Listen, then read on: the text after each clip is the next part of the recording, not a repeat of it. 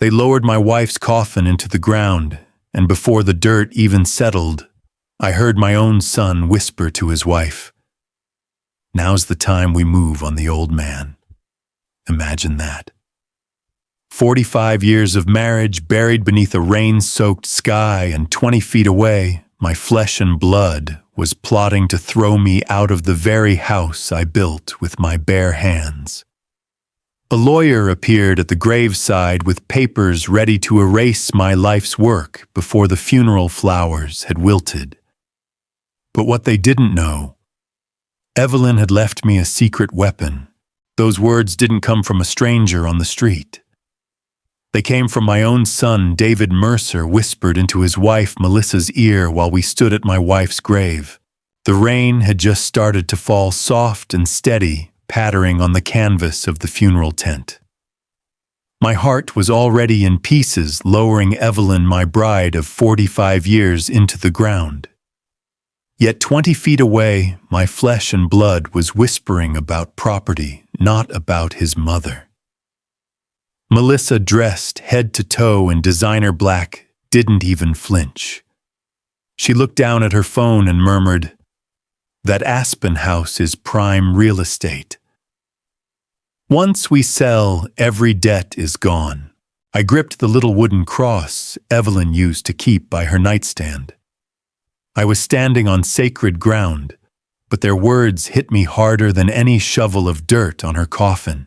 And then, as if the insult weren't deep enough, a tall man in a gray suit walked straight toward me, leather briefcase in hand.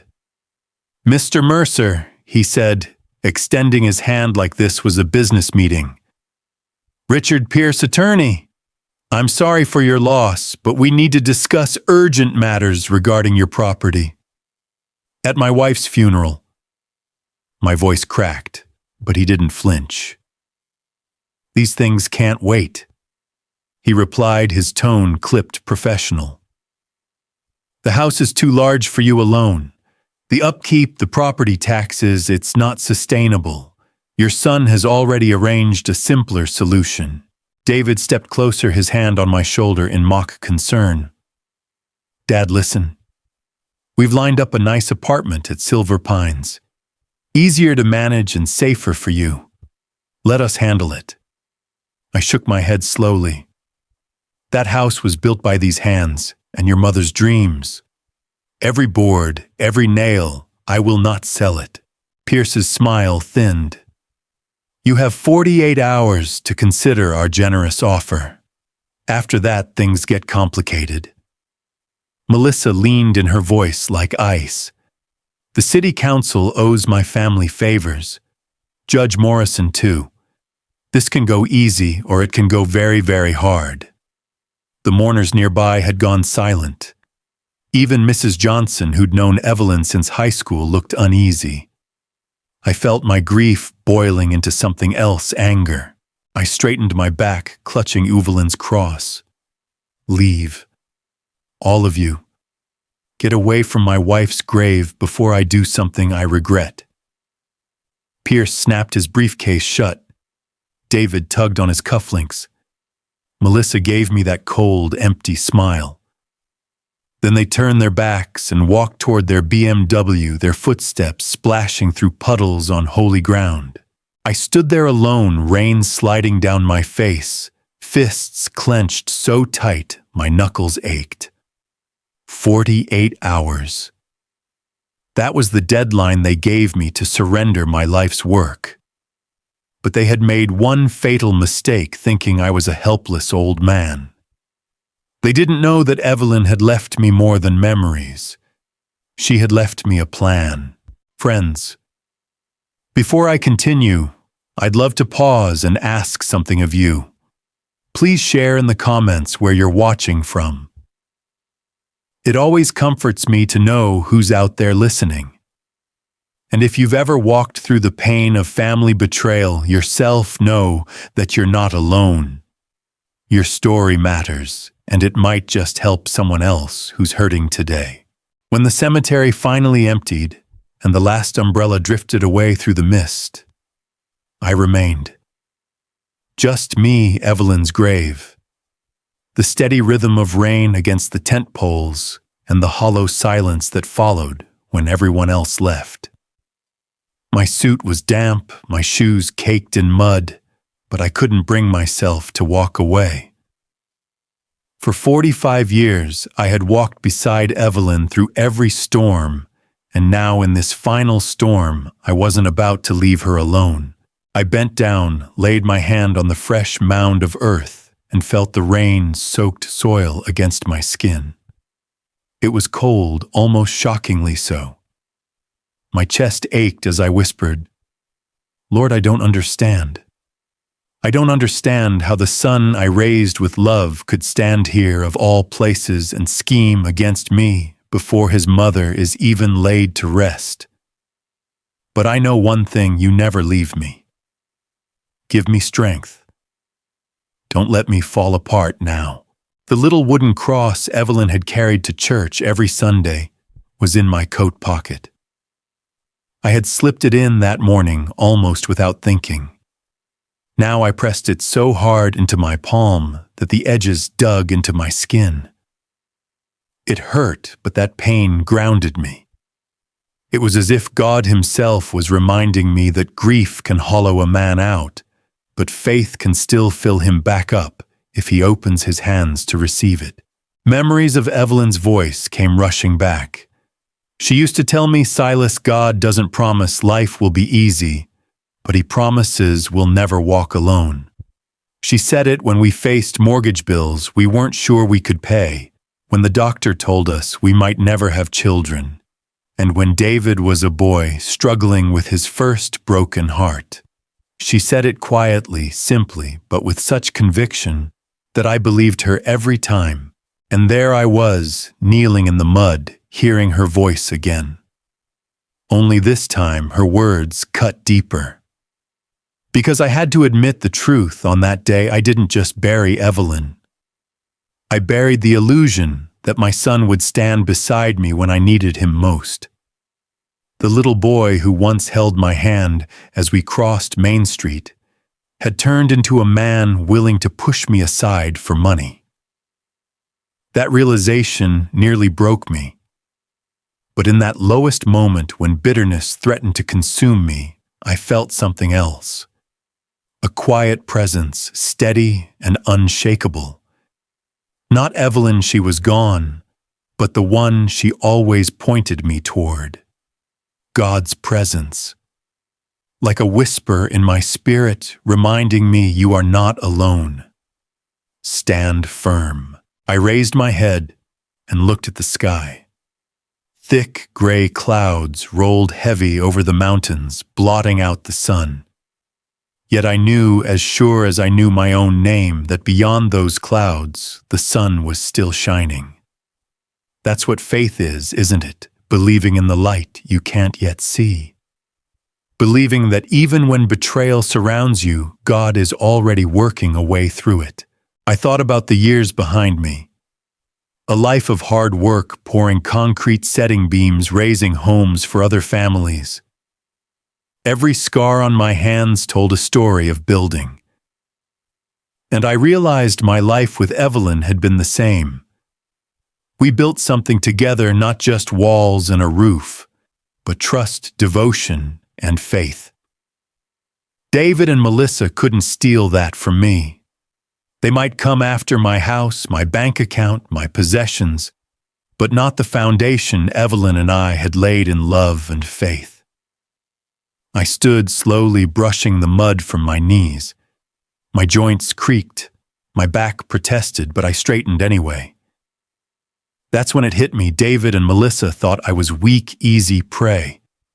They thought I'd crumble under pressure too, broken by grief to resist. But they were wrong. Because I wasn't standing alone in that cemetery. I had Evelyn's memory with me, her laughter in our kitchen, her gentle voice calling me in from the yard, her steady hand guiding me when I was blind to our son's change of heart. And I had something even greater, the faith that had carried us through every trial. That faith had not been buried with her.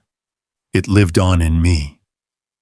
So I whispered again this time, not in desperation, but in quiet resolve, Lord, I don't know how, but I know you'll make a way. If you carried me through losing her, you'll carry me through this too. With that, I turned and walked back toward my truck. The rain had lightened the clouds, shifting just enough to let a sliver of pale light break through. I chose to see it as a sign not that the storm was over, but that God was already parting the clouds. David and Melissa believed they had 48 hours to tighten the noose around me. What they didn't realize was that I wasn't their victim. I wasn't the helpless old man they imagined.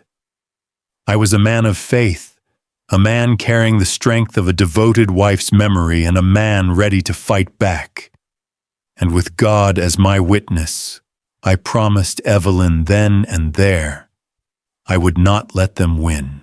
The morning after the funeral, my front door opened without so much as a knock. I was sitting at the kitchen table, staring into a half-empty cup of coffee, when David and Melissa swept into the house like they owned it. David carried 2 leather duffel bags, and Melissa trailed behind him, with 3 pieces of Louis Vuitton luggage, her heels clicking across the hardwood floors Evelyn and I had laid by hand decades earlier. Dad David said with that too bright smile, "We can't let you be alone right now. Not in a house this big. It's not safe." Safe. That was his word. Melissa set her bags down, looked around my kitchen like a realtor sizing up a property, and said, "Yes, darling. This is what Evelyn would have wanted for us to be here taking care of you." I didn't remember asking for caretakers, but I was too tired to fight, too freshly wounded by grief to start another argument. So I just nodded, though every nerve in my body screamed that their arrival had nothing to do with care and everything to do with control. That evening, Melissa treated me to chamomile tea after supper. She slid the delicate porcelain cup across the table, her manicured fingers tapping the rim. "This will help you sleep, Silas. You need rest." The tea tasted bitter. Not the kind of bitter that comes from oversteeped leaves, but sharp chemical wrong. Still, I swallowed a few sips, convincing myself it was only my imagination. But within the hour, my body felt heavier than stone. My legs wobbled when I stood, my vision blurred at the edges. I stumbled against the wall on my way to bed, and Melissa was suddenly behind me, her hand at my elbow. "Careful," she said sweetly, though I could feel the steel beneath her voice. "You're not as steady as you used to be." The next morning, David made a show of pulling out his phone and filming me as I fumbled with the coffee pot. "Dad, you forgot how this works. Don't worry, I'll handle it." His tone was light joking almost, but I could see the intent behind his eyes. Document the slip-ups. Build the case. Make me look incompetent. By the 3rd day, my forgetfulness became their favorite subject. Melissa would loudly announce he misplaced his wallet again, even when she'd moved it herself. David would shake his head and sigh. It's hard watching him slip like this. One night on my way upstairs, I caught my reflection in the hallway mirror. My eyes were bloodshot, my gait unsteady. If I hadn't known better, I would have thought I really was falling into dementia. That's when the cold truth settled over me. This wasn't care. This was a setup. Melissa was slipping something into my drinks, slowly robbing me of balance and clarity. And David, my son, my boy, who once carved wooden birdhouses with me in the garage, was standing right beside her, documenting my decline like a filmmaker building evidence for a courtroom drama. Later that night, as I lay in bed, I heard their voices drifting from the guest room down the hall. The walls of this house, the same walls that once carried Evelyn's lullabies and David's childhood laughter, now carried poison instead. Melissa's voice hushed but sharp. It's working. The sedatives are just strong enough to make him clumsy. A few more days and one bad fall down those stairs will convince any judge. David replied, almost gleeful. The guardianship papers are nearly ready. Once we prove he can't care for himself, the court will give us control. We sell the Aspen house, we sell the land, and we're set. $3 million, maybe more, especially with those developers calling every week. Melissa laughed softly. He thinks he's in charge, but he's already halfway gone. I lay there frozen, staring at the ceiling, the weight of betrayal pressing down on me, heavier than the sedatives in my blood. Evelyn had been right about her instincts. She'd once told me not long before the cancer took her Silas, that woman's got ice in her veins. I had brushed it off as motherly jealousy. But here I was lying in the bed Evelyn and I once shared, listening to my son and his wife discuss my fall as casually as vacation plans. My mind raced through my body, felt slow and clumsy. $3 million, that was the price of our family home, our memories, our sweat and labor. The marble countertops I installed by hand, the fireplace where Evelyn and I sat through snowstorms, the rose garden she tended every summer reduced to numbers in Melissa's calculations. They thought the sedatives would make me too weak to resist. They thought they could paint me as senile, incompetent, unfit. But as I lay there, Evelyn's wooden cross pressed against my chest, something stirred inside me. A reminder that God does not forsake his children. A reminder that even in the valley of betrayal, there is strength to be found. And I whispered into the darkness so quiet neither David nor Melissa could hear. Lord, I need your wisdom. Show me the way through this. Let their lies be exposed for what they are. I closed my eyes, pretending to be the helpless old man they believed me to be. But inside, a resolve was forming. I would play their game just long enough to see their hand revealed. Because Evelyn had not left me unprepared, and God was not finished with me yet. It was close to midnight when I woke to the sound of voices drifting down the hallway. My head felt heavy, my tongue thick. The chamomile sleeping tea Melissa had served after dinner still clung to my system. But something in their tone, too sharp, too purposeful, cut through the haze. I pushed myself up, careful not to creak the old bed frame. My knees ached as I shuffled toward the door, barefoot on the cold oak floor Evelyn had once polished herself. Every step felt like a mile, but I made it to the landing. From there, I could hear them more clearly, David's voice first. The sedatives are perfect. By the end of the week, he'll stumble like a drunk. One push on the staircase and no one will question it. Melissa's laugh was low, chilling. Even if he survives, he'll be too broken for the court to see him as competent. Guardianship will be ours by Monday. Randall already said the judge owes him favors. There was a pause. The sound of ice clinking in a glass. Melissa again, almost giddy. $3 million, David. That house will wipe out your poker debts and give us a fresh start. Aspen developers are begging for property like this. We can finally breathe again.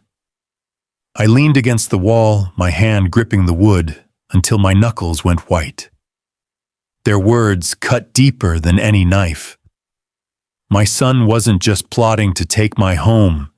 He was plotting to take my life, or at the very least, my freedom. And the part that hollowed me out the most was how casual they sounded. Like two people talking about remodeling a kitchen or booking a vacation, not planning how to bury their own father alive under a legal document. I thought back to when David was a boy, barely 8 years old, sitting cross-legged on the garage floor, sanding down a birdhouse we'd built together. His little hands were covered in sawdust. He'd looked up at me and said, "When I grow up, Dad, I'm going to build houses like you." I remember Evelyn watching from the doorway, smiling as if the whole world was safe inside that garage. Now here he was, a grown man with expensive suits and a wife draped in jewelry, scheming to shove me down the stairs and sell the very home we had built with our own hands. I felt sick, not just from the drugs slipping through my veins, but from the betrayal itself. The kind that seeps into your bones colder than any winter wind off the Rockies.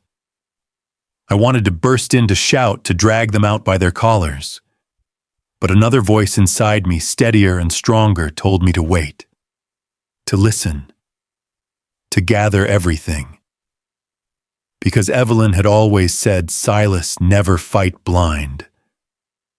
The truth is your best weapon, so I stayed there in the shadows, a silent witness in my own home, as they laid out their entire plan. Melissa would continue to slip pills into my tea. David would capture evidence of my forgetfulness. By week's end, I'd be declared incompetent. They'd sell the house, pocket the millions, and drop me in the cheapest nursing home they could find. When their voices finally faded into laughter and the closing of a bedroom door, I stood frozen. My legs trembled not just from the sedatives, but from the weight of realization. The boy I once tucked into bed with stories of Daniel in the lion's den had grown into a man who'd throw me to lions of his own making. I made my way back to my room, clutching Evelyn's cross. I sat at the edge of the bed, whispering into the silence, "Lord, you see this. You hear what I heard. Don't let me fight this battle alone. Guide me. Show me when to speak, when to wait, and when to strike." The answer didn't come as thunder or lightning. It came as a quiet assurance in my heart that this storm would not end in their victory, that faith and truth together would become my shield. Lying down again, I realized something important. David and Melissa thought the walls of this house protected their secrets. But they had forgotten something Evelyn never did. The walls of a home carry more than whispers. They carry memories, prayers, and sometimes even justice. I closed my eyes, pretending to sleep. But my mind was awake now, sharper than it had been in days. They believed I was stumbling toward incompetence. They had no idea I was already planning my next move. If you've stayed with me this far, I want to thank you from the bottom of my heart. It isn't easy to talk about family turning against you, but maybe my story can help someone else see the warning signs before it's too late. Let me know in the comments, are you still here walking this road with me? Your words remind me that none of us are truly alone in these battles. The morning after overhearing their plot, I moved through the house like a ghost. My hands shook when I poured my coffee, not from weakness, but from the storm inside me. Every smile David offered, every sweet tone Melissa used, felt like knives wrapped in silk. They thought they were clever. They thought the sedatives in my tea were clouding my judgment. But I saw them clearly now. Still, I couldn't tip my hand. I had to play the part of the stumbling old man, forgetting where I'd left my glasses, fumbling with the remote. Inside, though, I was counting every word, every move. Evelyn used to say, "Silas, never underestimate what people will reveal when they believe you're not paying attention." She was right. After breakfast, while they busied themselves in the kitchen, I slipped away to Evelyn's old library. The room smelled faintly of lavender and paper the way it always had when she'd spend afternoons reading by the window. I hadn't stepped in here much since she passed. It was too painful, like walking into a place still alive with her presence. But something, call it instinct, call it providence, pushed me through that door. I ran my fingers along the shelves past rows of gardening manuals, hymnals, and cookbooks marked with Evelyn's neat handwriting. My hand paused on the third shelf from the bottom where a row of old atlases leaned unevenly. One book sat slightly out of line. I tugged it, and the entire section of shelving shifted just enough to reveal a small iron lockbox built into the wall. My breath caught. Evelyn had always been practical, but she wasn't one for secrets. At least that's what I thought.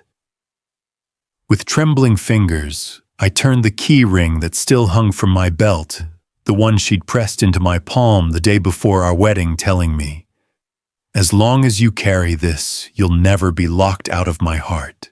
To my shock, one of the smaller keys slid perfectly into the lockbox.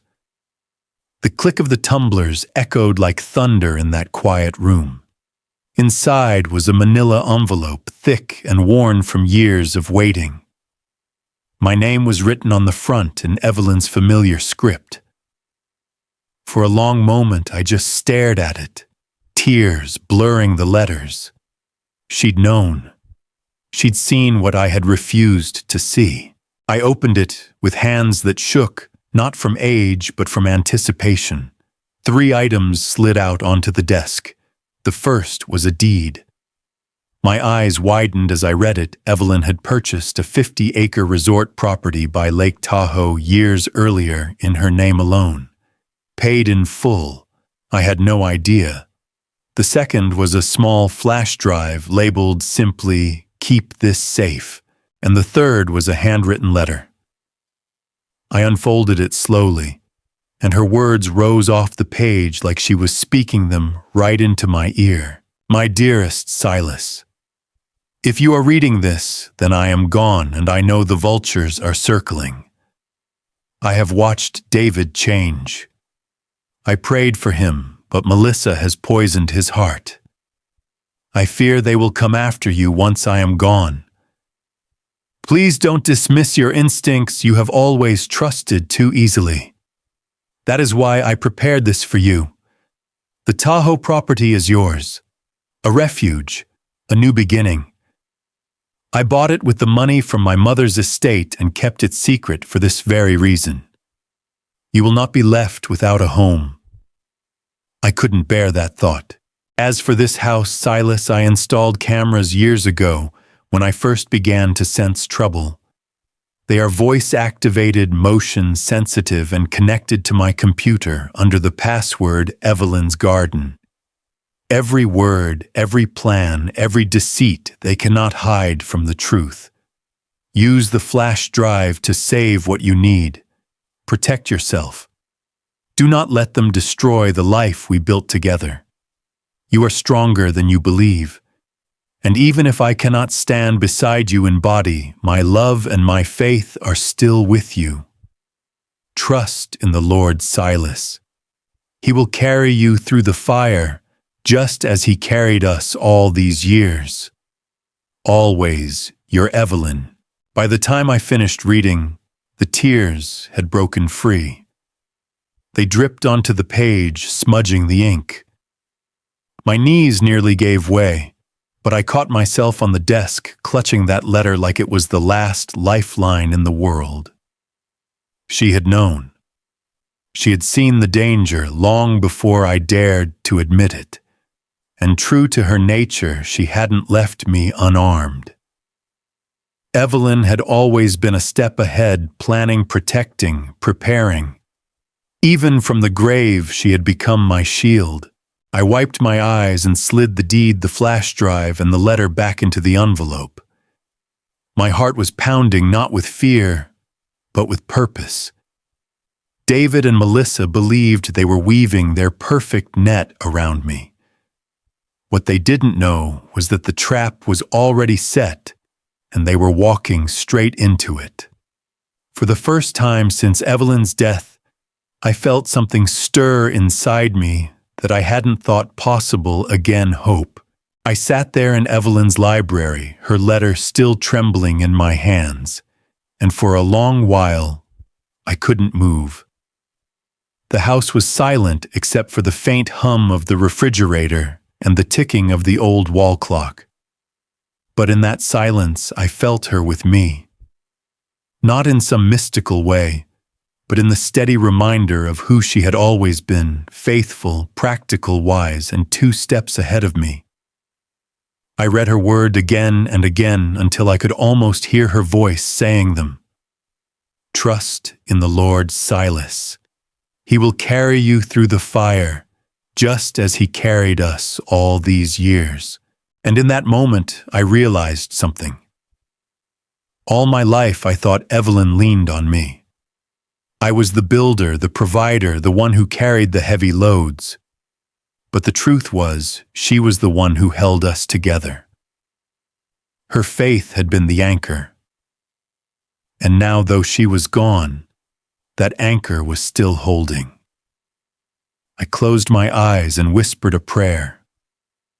Lord, you took her home before me, but you left me her wisdom, her protection, and her love. Don't let me waste it. Give me the strength to finish this fight the way she wanted. When I opened my eyes, the fear that had been gnawing at me since the funeral didn't feel quite so sharp. I still grieved, still ached, but beneath it all was a quiet conviction God wasn't done with me yet. I plugged the flash drive into Evelyn's old desktop computer and typed in the password she had left Evelyn's garden. My fingers hesitated on the keys, but when the screen came alive, it was like the house itself opened its eyes. A grid of camera feeds appeared: the kitchen, the hallway, the guest bedroom where David and Melissa slept. Each square pulsed with timestamps, hours and hours of recordings stored neatly in the system. I clicked back through the previous evening. There they were, sitting on the guest bed, Melissa counting pills into her palm, David pacing with a drink in hand. Their voices came through crisp and clear. 1 more week. By then he'll be so weak he won't stand a chance. I sat back, my heart pounding, but not from fear this time. From vindication. Evelyn had given me proof, ironclad and undeniable. I scrolled further and found older recordings, Melissa researching sedatives, David discussing property values, both of them mocking my supposed frailty. Each video was another stone in the wall of evidence building against them. I leaned forward, tears filling my eyes, but this time they weren't only from sorrow. They were tears of gratitude. Gratitude to Evelyn for seeing what I could not. Gratitude to God for giving me a wife whose foresight was still protecting me. And gratitude for the reminder that even in betrayal, faith provides a way forward. I thought about all the Bible stories Evelyn and I had taught David when he was little. Daniel in the lion's den, Joseph sold by his brothers, David facing Goliath with only a sling. Betrayal, danger, overwhelming odds, yet God always made a way. Maybe this was my lion's den. Maybe this was my Goliath. And maybe, just maybe, Evelyn had placed the sling and stones in my hand before she left. I sat back in the leather chair, clutching her letter to my chest, and let the thought settle. I was not powerless. I was not alone. I had her plan, I had the evidence, and most of all, I had the Lord on my side. For the first time in weeks, I smiled. Not a wide smile, not one of joy, but a steady, determined smile. The kind of smile Evelyn used to give me when we stood shoulder to shoulder, facing whatever life threw at us. Outside, the rain had stopped, and a shaft of sunlight pierced through the clouds lighting up the window pane beside me. I took it as a sign not that the storm was over, but that God was reminding me there's always light even when the sky looks dark. As I shut down the computer and tucked the flash drive safely into my pocket, I felt steadier than I had in days. The grief was still heavy, but underneath it was a foundation of faith that Evelyn's love and God's guidance would see me through. David and Melissa thought they were orchestrating my downfall. What they didn't know was that the foundation beneath me was stronger than anything they could tear down. My faith was no longer just a comfort, it was a weapon. And with Evelyn's plan in my hands, I finally knew how to use it. I woke the next morning with a strange kind of peace. The night before, I had sat in Evelyn's library with her letter pressed to my heart, and the flash drive burning like a coal in my pocket. For the first time since the funeral, I didn't feel like prey. I felt like a hunter biding his time. David and Melissa, of course, had no idea. At breakfast, they put on the same performance they'd rehearsed so well. Melissa poured my coffee, her nails tapping against the china cup, and David buttered a piece of toast, like he was still 10 years old, sitting at this very table. "How'd you sleep, Dad?" David asked, his voice syrupy sweet. "Not too well," I answered, forcing a tremor into my tone. I let my hand shake just enough that a few drops of coffee spilled onto the table.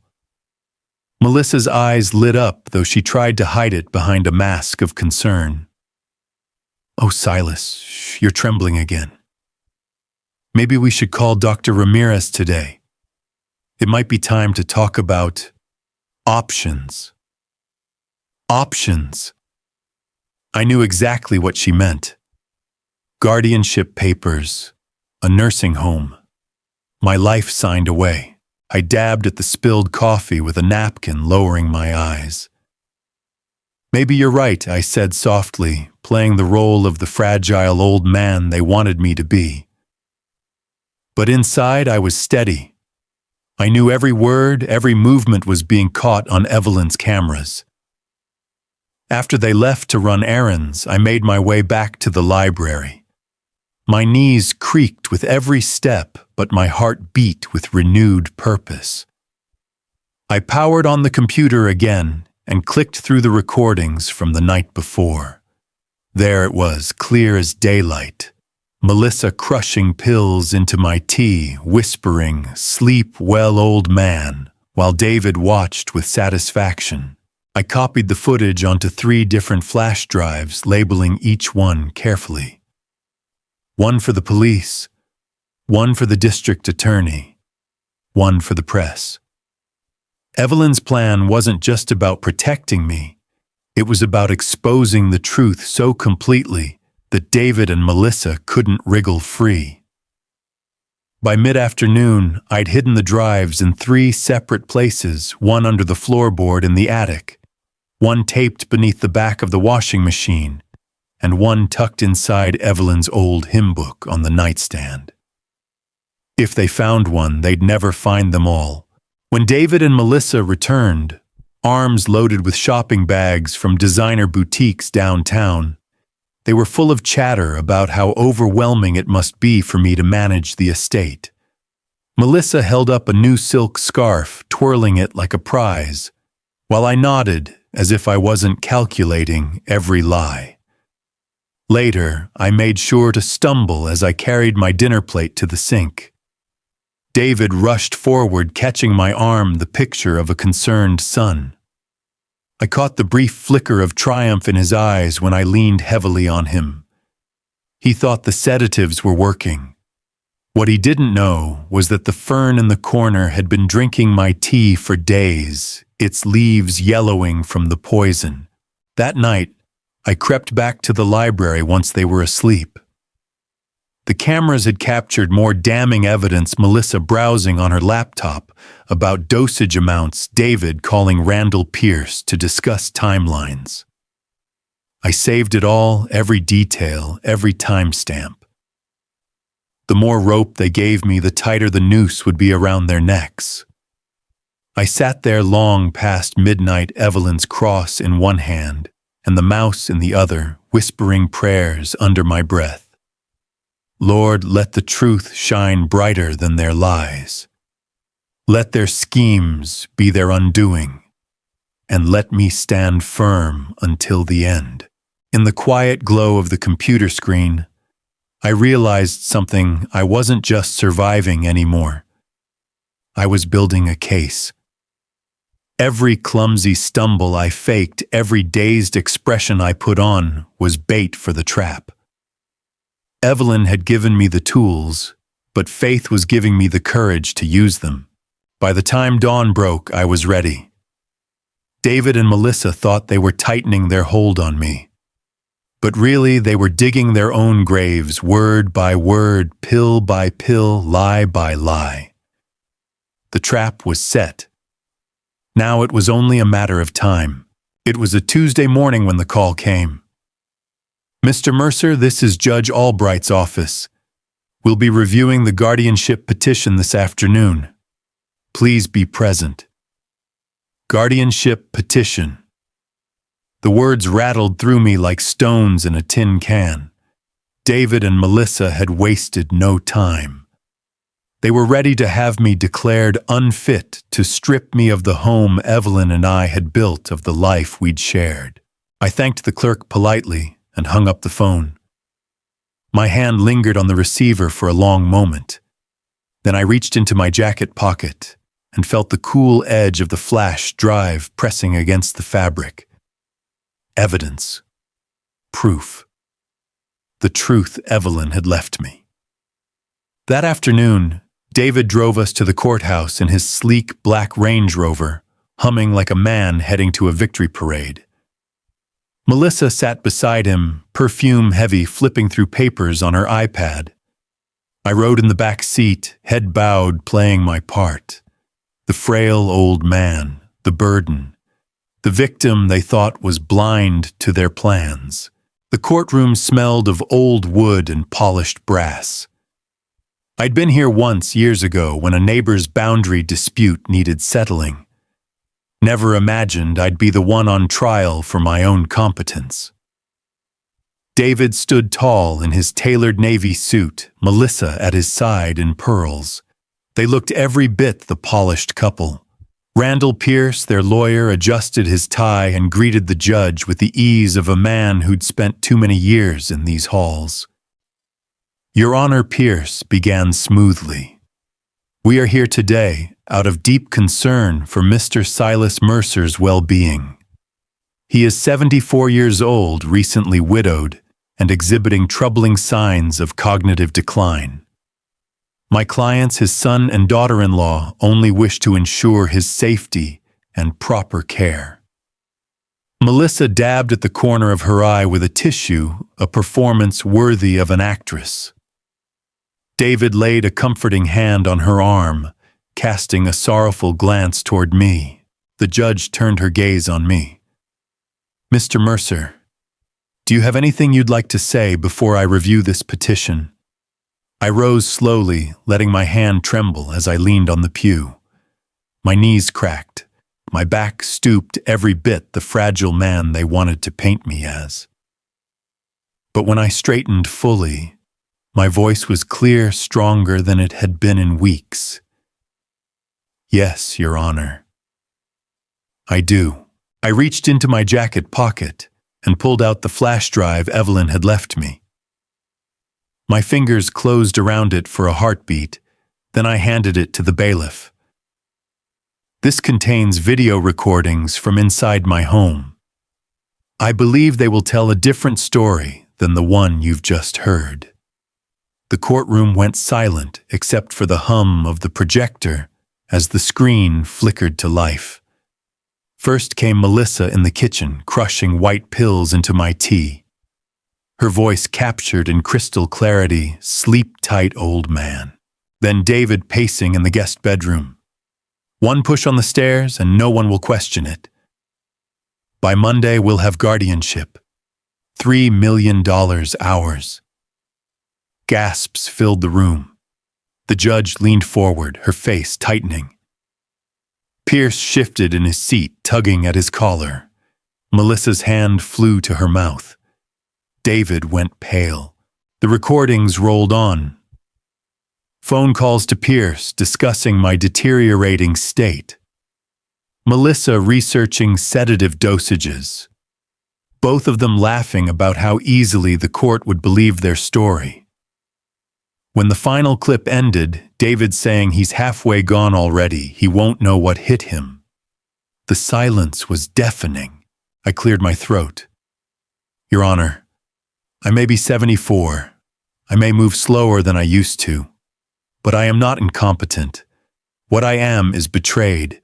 Betrayed by my own son and the woman he chose over his family. My wife Evelyn saw this coming. She prepared these recordings to protect me. And today they speak louder than any accusation. The judge's gavel struck once sharp as thunder. Bailiffs, take Mr. David Mercer and Mrs. Melissa Mercer into custody for attempted elder abuse fraud and conspiracy. The bailiffs moved swiftly. Melissa protested, her pearls rattling as she clutched her bag.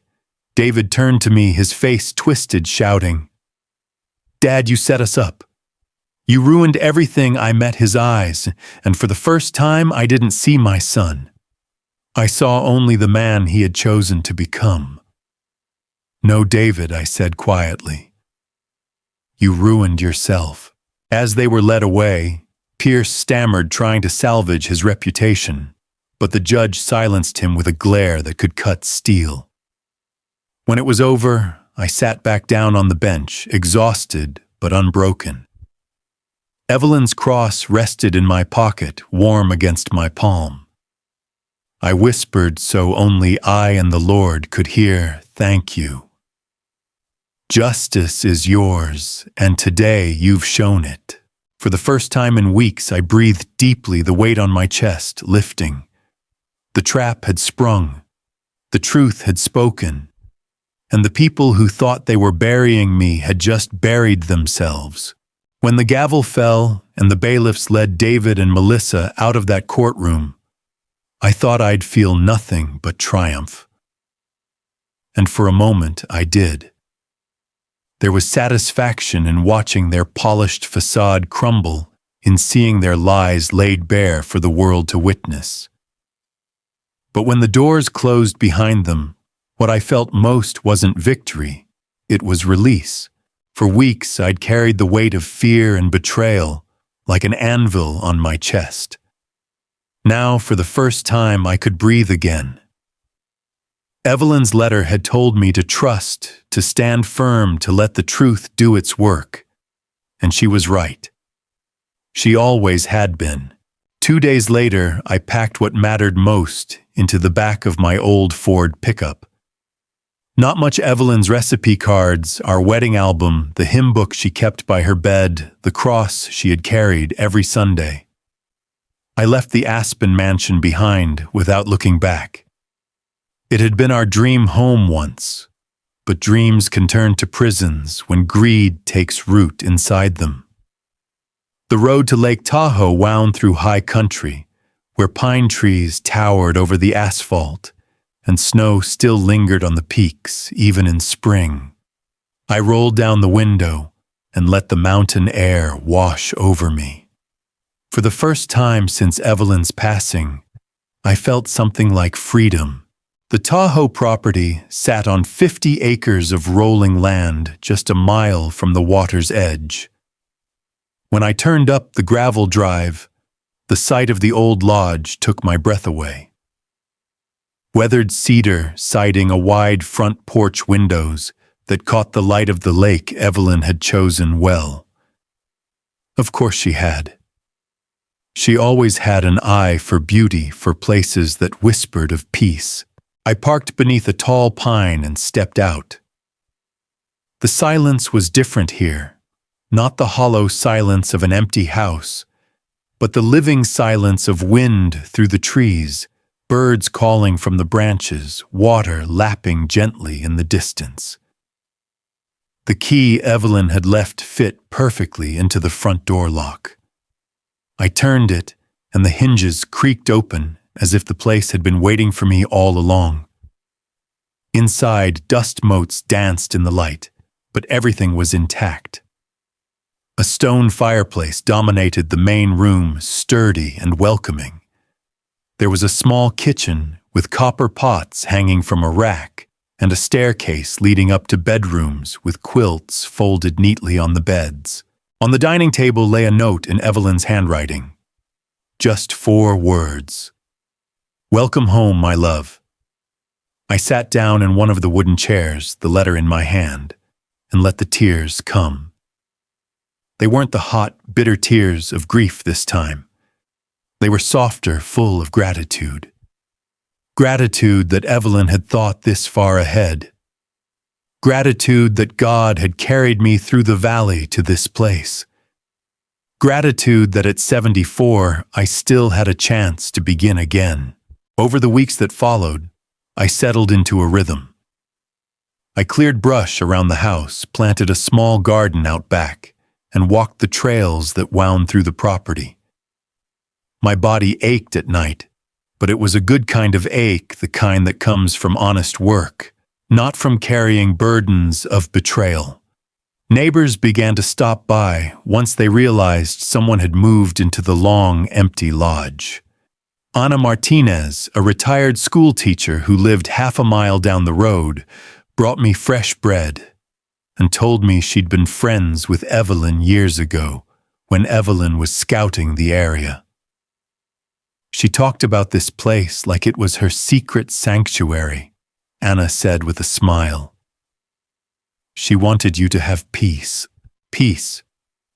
That's exactly what it was. Not just the quiet of the forest or the calm of the lake, but peace in my soul. I wasn't the broken, poisoned man they thought they could manipulate. I was Silas Mercer, a man still standing, still breathing, still walking the path God had set before me. Every evening, I sat on the porch with Evelyn's cross in my hand, watching the sun dip behind the mountains. The lake glowed gold and crimson, and the world felt wide open. For the first time in months, I wasn't waiting for the next betrayal, the next scheme, the next shoe to drop. I was simply living. Evelyn had given me this gift, a resurrection, not just of my circumstances, but of my spirit. She had shown me that even in death, love can plant seeds for new beginnings. And as I breathed in the mountain air, I knew this wasn't the end of my story. It was the start of another chapter. 6 months passed at the Tahoe Lodge, and with each sunrise over the lake, I felt more like myself again. The first weeks had been about survival, sorting through papers, cleaning, making sure the roof didn't leak, and tending to the small garden Evelyn had sketched in her notes. But somewhere along the way, survival became living. The mornings began with coffee on the porch, steam curling into the mountain air while the lake mirrored the sky like a sheet of glass. I'd read from the worn Bible Evelyn had kept by her bed, its pages soft from decades of use. Every verse seemed new now, as if God had tailored them for this season of my life.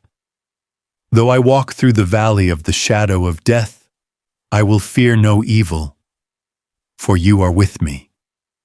I had walked that valley, stumbled through it really, and come out the other side still standing. Sometimes I caught myself talking out loud as if Evelyn were sitting beside me. You'd love these tomatoes, Ev, I'd say while tending the vines, or that sunset is one you'd paint if you could. Maybe it was foolish, but it felt right. After all, her fingerprints were everywhere here. In the sturdy lodge she had bought in secret. In the neighbors she'd befriended long before I knew. In the peace she'd planned for me when I was too blind to see the storm ahead. News trickled in from Aspen. David and Melissa's trial had been quick, the evidence overwhelming. The recordings, the pills, the guardianship documents, they had woven their own ropes, and the law simply pulled them tight. Both were sentenced to years behind bars. Pierce the lawyer lost his license and faced charges of his own. When I first heard, I thought I'd feel joy, maybe even vindication. Instead, I felt something closer to closure. Bitterness would have been easy, but it would have poisoned me just as surely as Melissa's tea. And I had no desire to drink from that cup again. So I chose something else. Forgiveness. Not quite, but release. A loosening of the grip that betrayal had on my heart. My release came in the soil. Working the land reminded me of younger days when Evelyn and I built our Aspen home board by board. The rhythm of planting, watering, harvesting, it gave me purpose.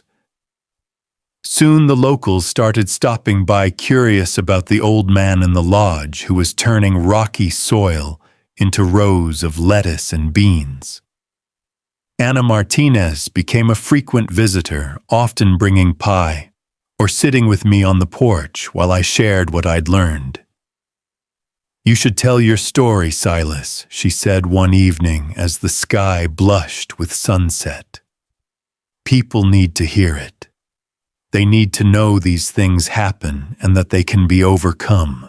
So I did.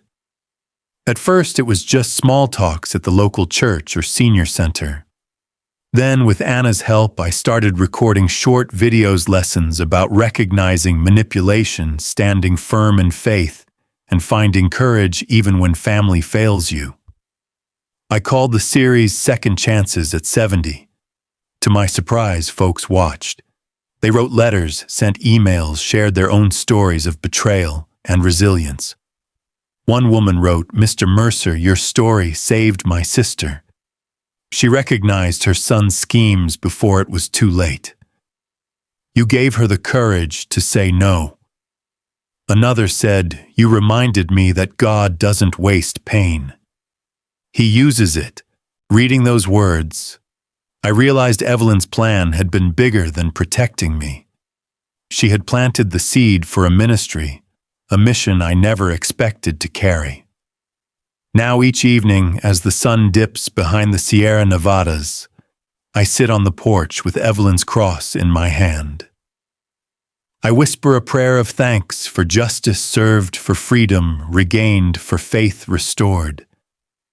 I don't know how many years the Lord will give me here, but I know this: they will be lived in peace, not fear. And I think of Evelyn's words in her final letter. "You are stronger than you believe." She was right. Not because of me alone, but because of the God who carried me and the love that refused to die with her. Friends, before I close, I want to speak directly to you. If my story has touched your heart, please share it with someone who needs hope. Tell me in the comments if you've ever faced betrayal and how faith helped you through. Your words might be the encouragement another soul is desperate to hear tonight. And if you haven't yet, I'd be honored if you'd subscribe. Walk with me in these stories of resilience where we prove together that love and justice always rise above greed. I raise my glass of water, plain and simple, to the heavens. We made it, Evelyn. By God's grace, we made it. And with the mountains glowing gold in the fading light, I know in my bones this is not the end of the story. This is my resurrection.